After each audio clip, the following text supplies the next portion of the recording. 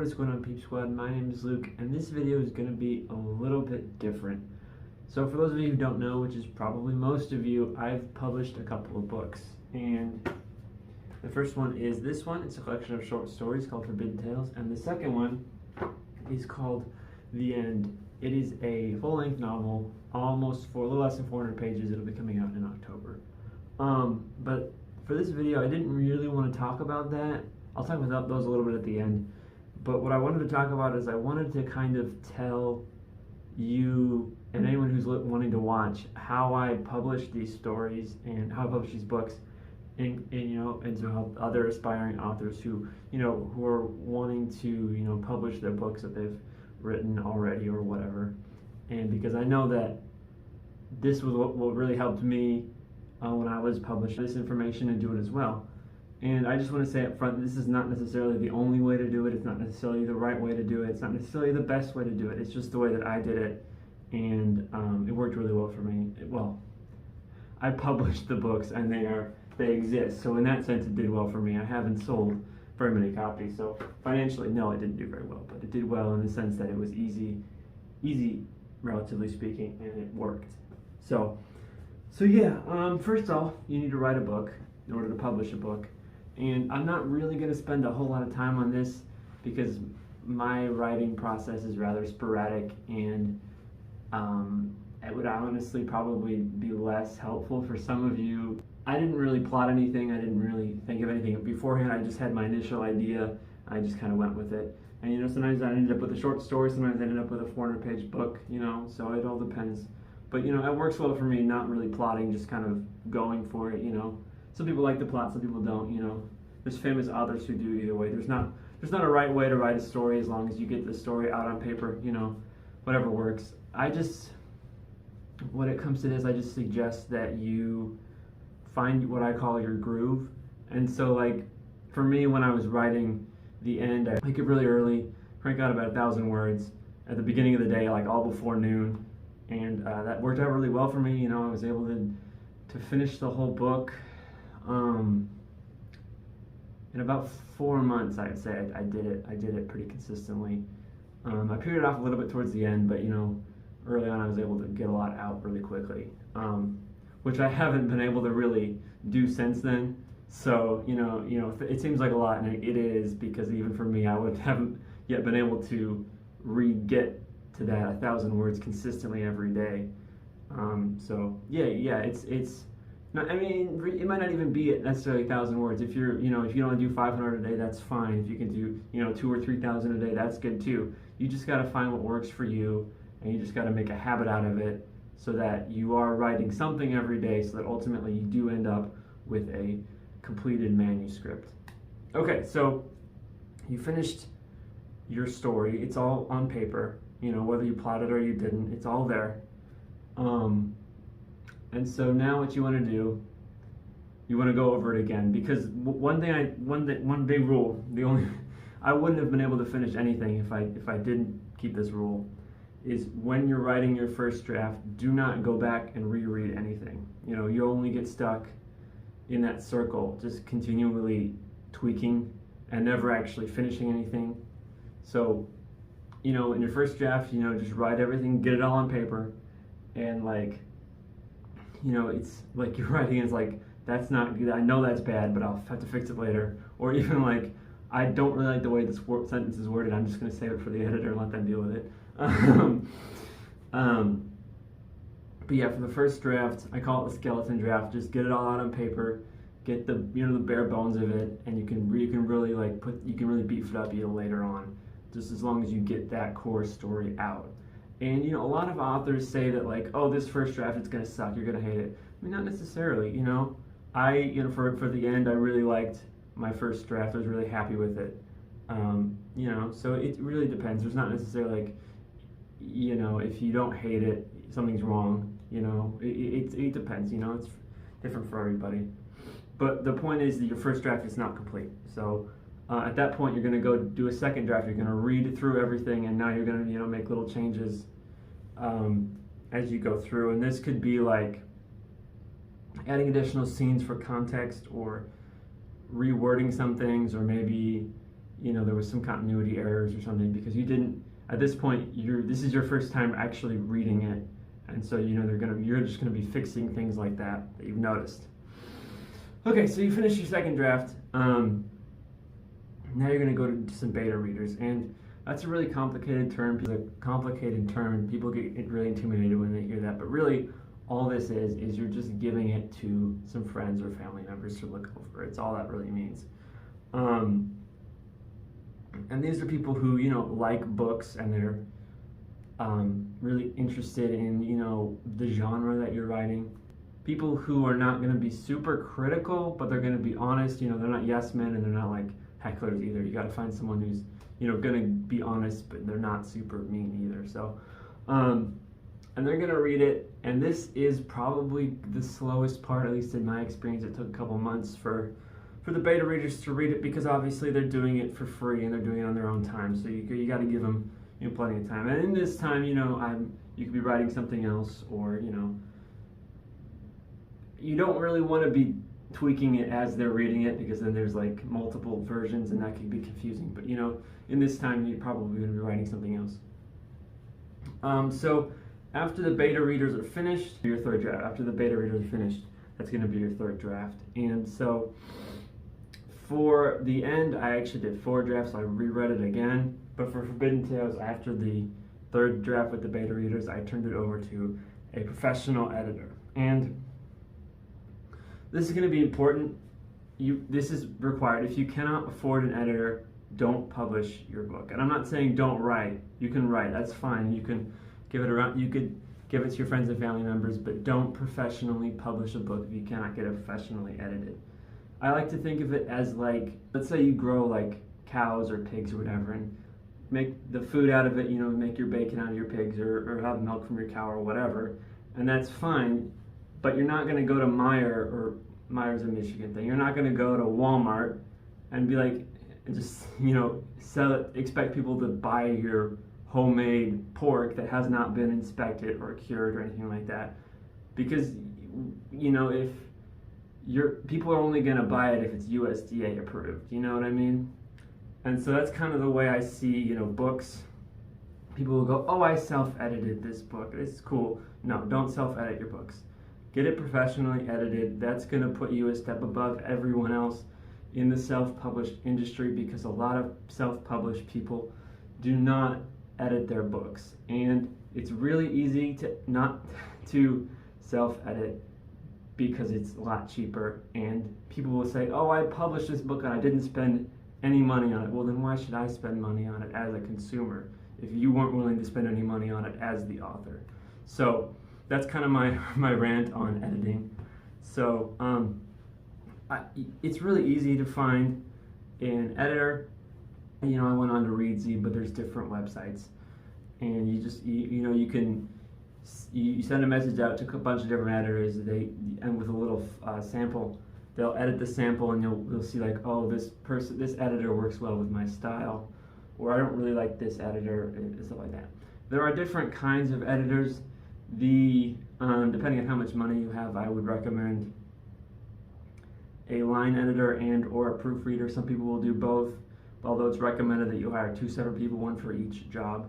And there are other editors as well. Like when I was editing Forbidden Tales, I was talking to this one guy, and he says, I'll proofread it, I'll line edit it, and also do developmental editing.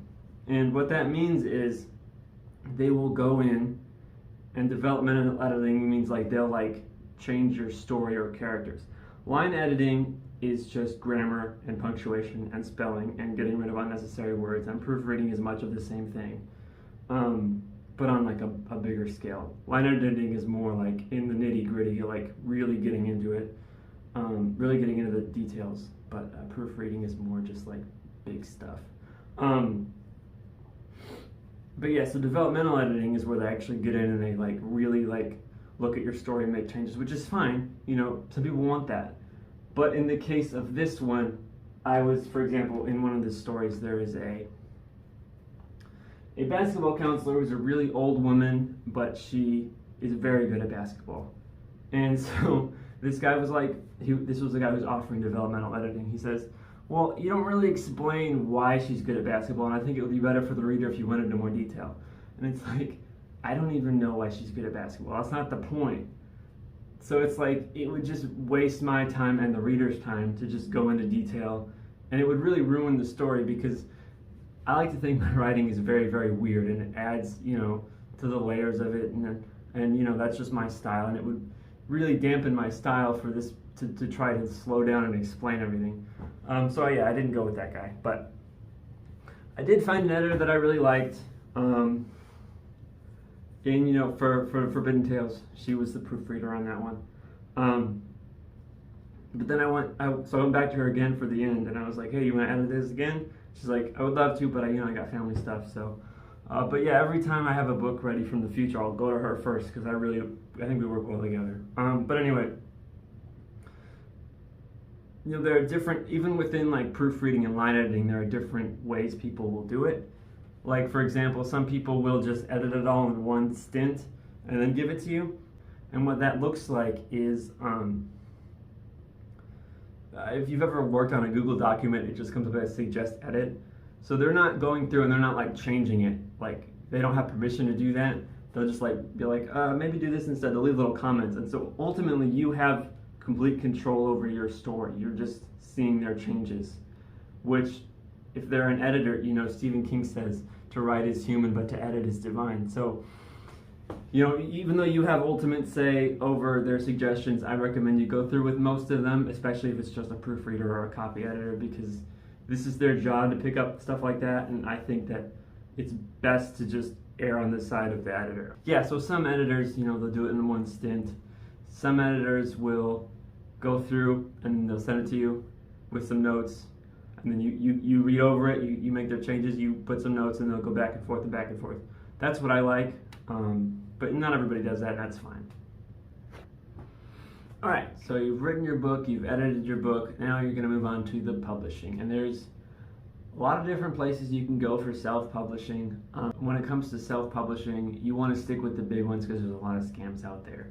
And honestly, like, I don't even know how to identify a scam. I just stick with the big names, and I don't even really, get into all of that. But before you even, go into self-publishing, I recommend you talk to some agents, because it's going to be a lot easier on your side, especially if your book's already edited, to go traditionally publishing. And yes, they'll probably edit it some more, but like I said, you're still going to have ultimate creative control. With most publishing houses are going to be like that. Obviously not all of them, but most of the serious ones are going to be like, they're going to work with the author. So yeah, I went on to Query Tracker, and I talked to some agents. I recommend 12 to 15 agents. Most of them are probably going to say no, which is fine. But if one says yes, it's going to make your life a lot easier. Most likely they're going to say no, but on the off chance someone, reads your manuscript and like, oh hey, I want to represent you. Do that, go with it. Because at the end of the day, that should be the end game for any serious author, is being traditionally published. There's a lot of people that will be like, oh, self-publishing is the future for writing. It's not. 95% of all self-published books, and I'm saying this as a self-published author, are bad. They're bad. They're poorly edited, the covers are bad, the story's poorly written, the authors don't take themselves super seriously. So yeah, ultimately your goal is to, as a writer, it should be to become eventually traditionally published. Because you're going to make more money, you're going to get more gigs, you're going to write more books. It's going to be better for you in the long run if you are traditionally published. Anyway, so let's assume that all the agents said no, and so you're going to go traditionally published. The most popular and arguably the best, but I'm going to put an asterisk there and I'm going to talk about why later, but is Ingram Spark. They're probably the one the biggest one, and because they distribute everywhere, okay? They put your book everywhere. Barnes & Noble, Amazon, a bunch of bookstores you heard of, even more you haven't heard of. They will put your book literally everywhere. Well, except in stores. That's the whole different thing I might get into a little bit later, but pretty much any online retailer will have your book, which is good in theory. the couple caveats with Ingram Spark is they do charge you up front. I think it's like $40 or something, and some of the other ones don't. But some people will say, for all that distribution, $40 is worth it. My issue with Ingram Spark is their UI is absolutely terrible. It doesn't tell you what you need until you do something wrong, and then even then it won't even really tell you how to fix it. And so I was fighting with that whole thing for like a month before I was like, screw this, I'm gonna go somewhere else. And it's just like, I didn't even bother with a refund or anything. It's like, keep the $40, I'm going somewhere else. So what I ultimately ended up doing was I went with KDP and Barnes & Noble Press. And so KDP stands for Kindle Direct Publishing. It's Amazon's own self-publishing house, I guess you could say, and they will publish your book in paperback, hardback, or Kindle. But the thing is that the one they're going to push the most is the Kindle. So you're going to have paperback, but you're probably not going to see a whole lot of paperback sales, especially when compared to the Kindle. The one thing is that this is Amazon, so your book will be sold internationally, which is cool. Like I said, KDP does favor Kindle, so you're able to put Kindle on pre-order, but not necessarily the other copies of your book. And it's easier to market Kindle through Amazon than their own paperbacks. And then the other one I went with is Barnes & Noble Press. And you may be thinking, oh, that's really cool, Barnes & Noble. You get to put your book in stores. No, you don't do that. I mean, in theory you could, but in actuality it's extremely unlikely that anything on Barnes & Noble Press is going to go to the stores. But the reason why I did Barnes & Noble and Amazon is because I think Barnes & Noble has better quality with the books they print, but they only distribute within the United States. So that's why I have a paperback on Amazon as well for international purchases. It is incredibly easy, it's even almost fun to upload your book onto Barnes & Noble Press. It is so easy. I've literally could do it in my sleep. KDP is a little bit harder. Their UI has some bugs in it, like something will be like, it's an error, and then you just refresh the page and you do it again and there's no error. It's like, what the hell is going on? I don't know. Sometimes like I'll have an error, it keeps saying error on my computer, so I just save the draft, move over on my phone, go through the exact same thing, and there's no error. And it's like, I don't know what's going on, but it's really, really weird. So yeah, the thing is that I'm almost sure that you can't publish to Barnes & Noble without putting your book on pre-order, which is really annoying because it goes for 10 business days out. So if you put it up on pre-order and realize, oh wait, I have to change something, maybe your cover's wrong or something like that, you have to take it off of sale, make your changes and put it back on sale. But the problem is that those 10 business days start over. So now you're pushing your publication date back, as opposed to having that 10 days, because you can re-upload a book in 10 days and not really affect anything. Even after the book is on sale, you could still make changes, and it's relatively easy, but for some reason Barnes & Noble doesn't like that. So anyway, that's what I did. And yeah, so your book is published now, or it's on pre-order, and so what are you going to do? My suggestion is, and the suggestion of a lot of people is, do not market your books on pre-order unless you already have an audience of over 1,000 people, because a lot of times if you don't have that base who's going to immediately pre-order your book, you're not really going to get a whole lot of pre-orders. Because let's face it, do you pre-order books from an author that you're not a huge fan of? Probably not. Probably not likely. So don't really worry about that. What you can do is you can go to, there's a lot of websites that will do ARCs, and that's really cool. Not only as a writer, but also as a reader, this is cool. So you can put your book up for advanced review copy, ARC, and there are people who will, regular people who actually will want to read it and write reviews on it. So in that 10-day window, people will read your book and write reviews on it, so then the day it publishes, it's already going to have a couple of reviews, not many notes, maybe 10 or 15. And that's, generous. Especially if you're a first-time author with not a huge base. So that's what I recommend. There's Book Sirens will charge money for that. Voracious Readers Only, I think is what it's called. I never actually said it out loud.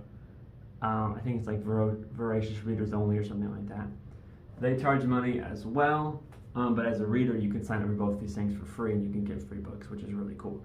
The thing I said earlier, a lot of self-published books aren't great, so just, as a reader, don't download a bunch of books that you're expected to write a review on, but then you realize most of these suck and I'm not even going to finish them. So, do one at a time. But yeah, as a writer for VRO, I'm just going to call it VRO, because I don't know how to say that first word. They had a 6-week trial for, I think it's called the Evergreen Program. And so I was able to put Forbidden Tales up for free for 6 weeks, and I was able to get like 150 downloads. That only really translated into 10 reviews on Goodreads, but the cool thing is that every time someone downloads your book, it gives you their email, so you can email them again with your new books, and you create an email newsletter, which if you're not into publishing or writing, you may be like, who does that? But it's actually a really big deal. It's a really easy way to contact your readers, your base, and it's probably the easiest way. You might think social media or YouTube or anything, but really it's, the email is really the easiest way to get in contact with readers. So yeah, that's the different ways to write, publish, edit, marketing. So yeah, and then you can pay for ads if you have the budget for it. One thing I will say is if you're starting out, don't expect to make a whole lot of money off of this. This is not going to be a huge source of income for a long time. Some people, have been publishing for a decade, and they're still not making money off of it in any real way. And, so what I say, I don't write to make money. I just write because I enjoy it, and let everything fall out how it does. So, yeah, but you can put ads on Goodreads. You can put ads on Amazon, YouTube. I think most people you're going to have to go on Reddit and really look at what the different people say. There's r/self-publishing is a really helpful resource in that regard. But yeah, I think the consensus is that Amazon's probably the best place to put your ads. I tried doing Google ads for a little while. It didn't really get any copies sold. One thing that is very important is that when you take advice from somebody on this, you should probably read the books that they write, because when I was writing, I was listening to somebody and I took their advice and I was writing it and I was publishing it, and it was already in the editing phase before I even went back and read that person's books, and I realized this person's books aren't very good, and I was like, maybe I shouldn't have took this person's advice at all, and ultimately I didn't, because they suggested Ingram Spark, and like I said, I didn't really like Ingram Spark. So I went with, whatever instead. In that sense, I have Forbidden Tales is out now on Barnes & Noble and Amazon. It's also available on Kindle. And this is a collection of 3 short stories. All of them are based on various nightmares I've had. I had a lot of fun reading it, and it's probably some of my favorite things I've ever written are in this book. It's really short. I think the paperback is only like 57 pages. So it's, you can really get through it in one sitting.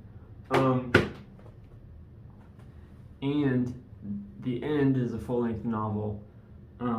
It will be out on Kindle October 1st, but we're having some issues with the paperback, so I'm not really sure when that's going to be out. Hopefully sometime in early October, but I can't confirm anything. That story is it. So if you've been watching the channel for any amount of time, you know that I'm a big fan of The Stand. And so I started writing The End right around the time the 2020 Stand was wrapping up, and I was kind of like, well, how would I write The Stand if I was given the chance and an unlimited budget? What would I do? And so I was kind of musing on that for a little bit, and then I was watching Daniel Green video, and he said, it was one of the ones, I think it was called Let's Debate, was a series he used to do where he'd read comments and he'd talk about, hot takes or arguments or whatever. and one of the things said, what would happen in a modern society, what would happen if magic suddenly appeared in modern society?